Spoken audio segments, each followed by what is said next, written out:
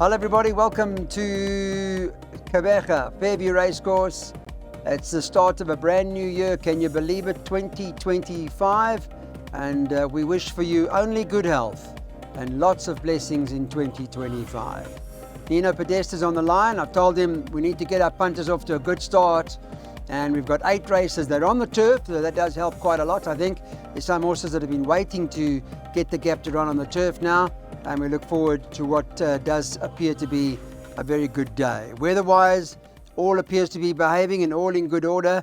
Unfortunately, Calvin Habib, as you know, not going to be riding. Capella Mazzaniani has picked up all of his rides, as I understand it. And they tell me Jason Gates, complications with a flight or something this morning, and is not going to be there. Nina, let's start with the first race and talk about what the outcome is. Yeah, we've got Alan Greaves, baby, who's run already Silver City, got that one run under the belt, 6-10. When we spoke to Gavin Smith, he also gave us a lot of confidence about Fiery Countess, said she's fit, ready and well, and she's priced up at 33-10, I beg your pardon. So the money's coming for that. It was 7-2. Yeah, good morning, Clyde. And first of all, I hope everybody had a wonderful festive season. Everybody's home safely and ready for the new year. Well, she's going to have to be very good to beat Silver City. Now, Silver City had the first run. She's going to be fitter today. She knows what it's all about. She was a little bit slow on debut. And I think it's going to take a very good horse to beat her. I don't know how good Fiery Countess is, but if she's as good as they say, then she could be the danger to Silver City. That's as far as I can say. I know nothing about the first time. Okay, thank you very much, Nino. The balance are first-timers, barring the favourite. Nino's Bipot, Banker 6, Banker 7, by 1 and 2, Banker 4, Banker 8, 1, 3, 4, 5, 7 at the back. So from that, it does look relatively easy. Race number 2 is the Full Racing TV Conditions Plate. It's over 2,000 metres, start of the place accumulator. And number 1, Joy and Peace. This is a conditions plate, so note that with the weights. Best weighted horse in the race, perhaps not far ahead, but best weighted is Joy and Peace. And is also the favourite to win here at 6-10 this morning. 7, Epicleros is a 28-10 second favourite. I guess it probably comes down to 2 horses. Or maybe not, Nino. Are you heavily in the camp or on the side of Alan Greaves' Joy and Peace today? No, not really, Clyde. I'm on the camp of Epicleros. Oh. Now, she's getting 10 kilos. I know you say Joy and Peace, right? She's the best weighted. Not according to the penultimate run when she beat Epicleros on the surface where Epicleros was not suited to, on the poly. Now, Epicleros is ridden by Ramzan, who's got a very good strike record with the Snaith horses, and receiving 10 kilos from Joy and Peace. I think she's going to be a big, big danger. And I also think that 6-10 about Joy and Peace is way, way too skinny for me. So for those that are taking all on, I think that Epicleros a place to run in the first 2 would be a much safer route to go than Joy and Peace to win. And also remember that they're running on the grass today, and Epicleros is going to love running on the grass. And as I said, the 10 kilos. She was beaten 5 lengths and 10 kilos better off, and she lost a length at the start and running on a better surface. So I make it a 2-horse race. I'm in the camp of number 7. Okay, there we go. So that 6-10 about Joy and Peace likely to drift. You can get a bigger price about Epicleros a place if you want. And Nino's recommending your place accumulator at 40 Rand a perm.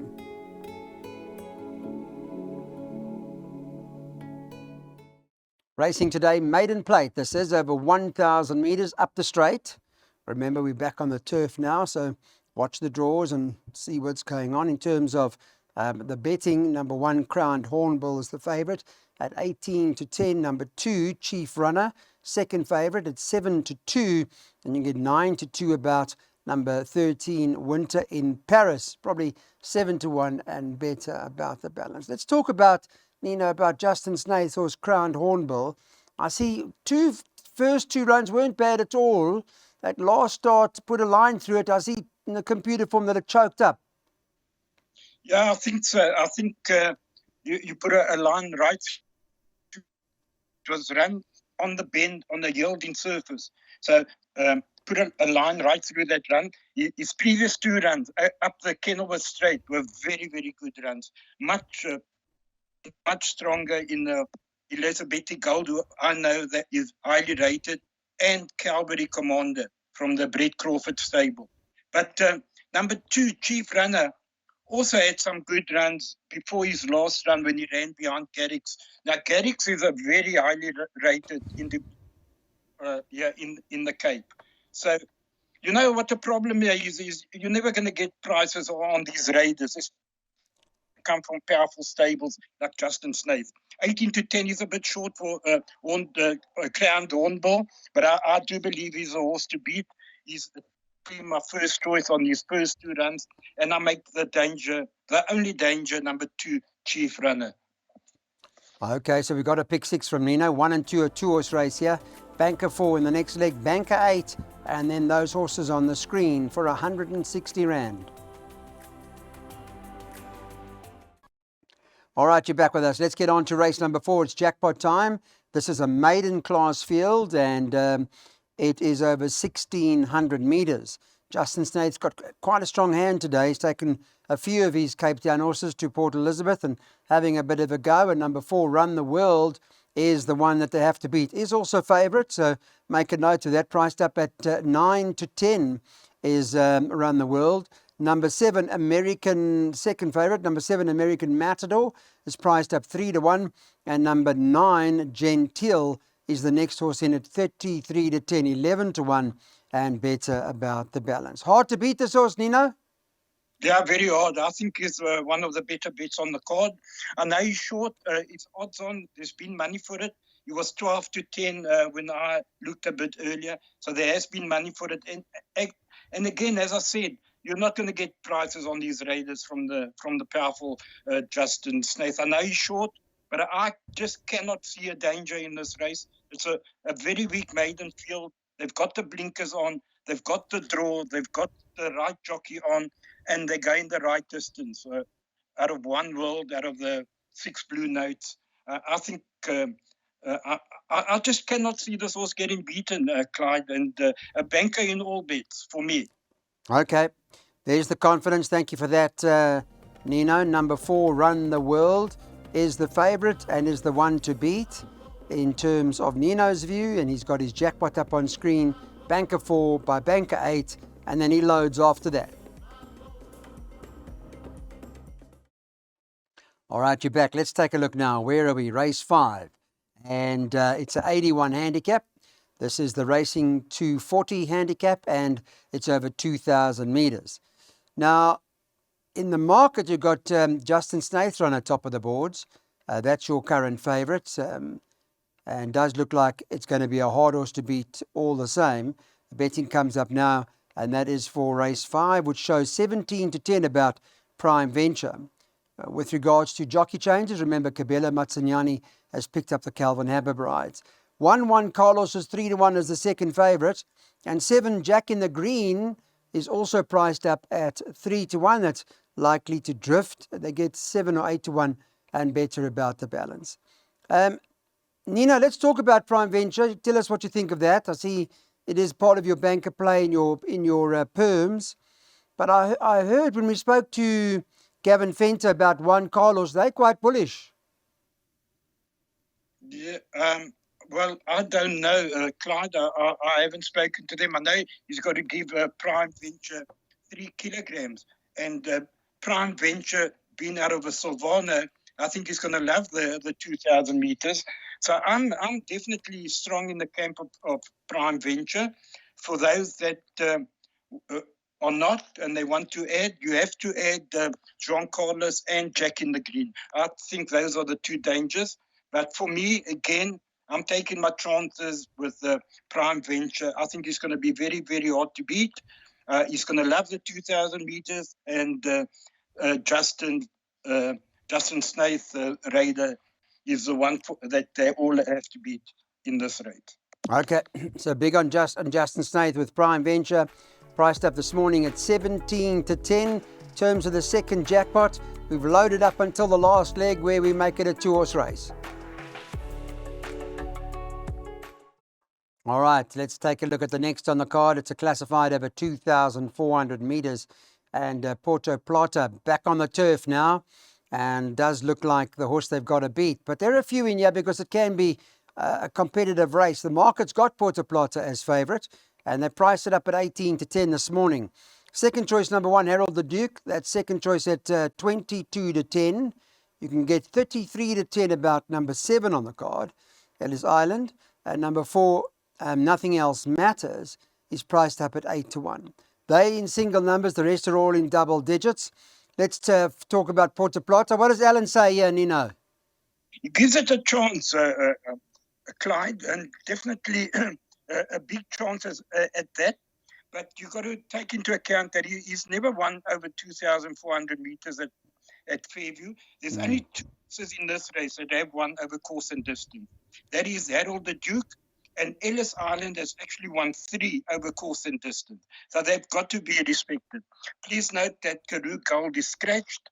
I had that in my play, and I would like to change that to number 10, Caramel Fudge, who I think could be the lurker in the pack at a very big price. So do not leave Caramel Fudge out. Porto Plata, obviously the horse to beat. I respect Harold the Duke, Nothing Else Matters, Ellis Island, and Caramel Fudge. Those are the horses.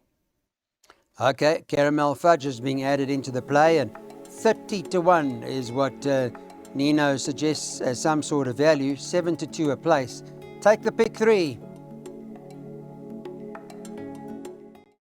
Okay, let's get moving on to our next event on the card, which is the 7th race, and it's a merit-rated 80 handicap, and it's over 1,400 meters. From a market perspective, we've got number 1, Mars Vigilante, is the favourite at 3 to 1. The 5 is the second choice for Justin Snaith. They priced Audible up at 3 to 1, I think joint favourites now, so 3 to 1 the pair of them. And 6, Golden Pavilion, you can get 33 to 10. 2, Son of Zeus is 9 to 2, and it's 5 to 1 and better about the others.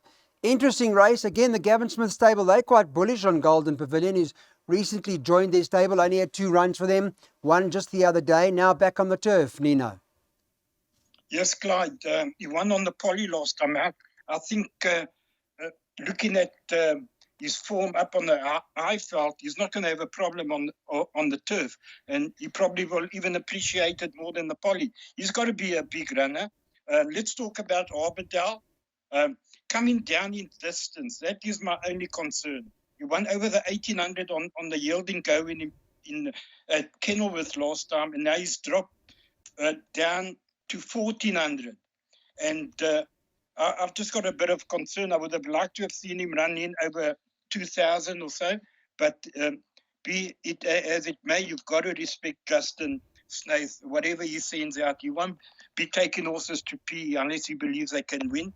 So that's got to be respected. And obviously, Mars Vigilante, and also this horse Son of Zeus, who they took to Cape Town last time to contest a race there, and he ran only 5 lengths behind World of Pleasure. So I think they all have to go in, Clyde. 1, 2, 5, and 6. Okay, we'll load them up.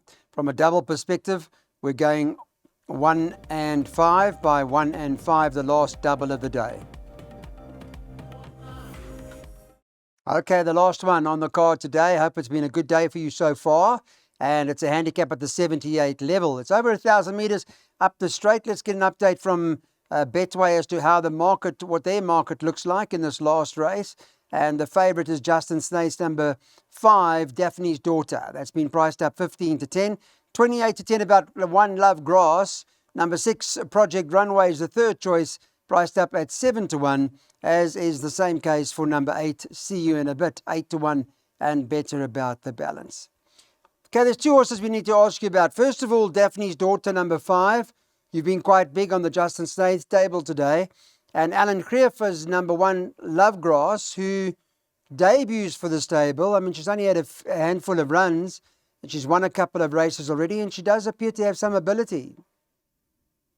Yes, Clyde, and I know for a fact that she's working very, very well, and she's fancied. Talk about Daphne's daughter. I think you can put a line through that last run at Kenilworth. She was drawn 13 out of 13 on a wet track, which was not suited to that day. The wind was going down the inside, so that you can put a line right through that. Previous 2 runs over the 1,000 at Kenilworth were good when she ran beyond Always Green and Rockapina. So she's definitely the horse to beat. But I have big respect for Lifegrass after hearing how well she's working. An absolute boat race, 1 and 5. I'm slightly in the camp of number 1, Lifegrass, to beat Daphne's daughter. Okay. So Nino spoke to Alan. They've given a lot of confidence with Love Grass here. Take the swingers 1 and 5.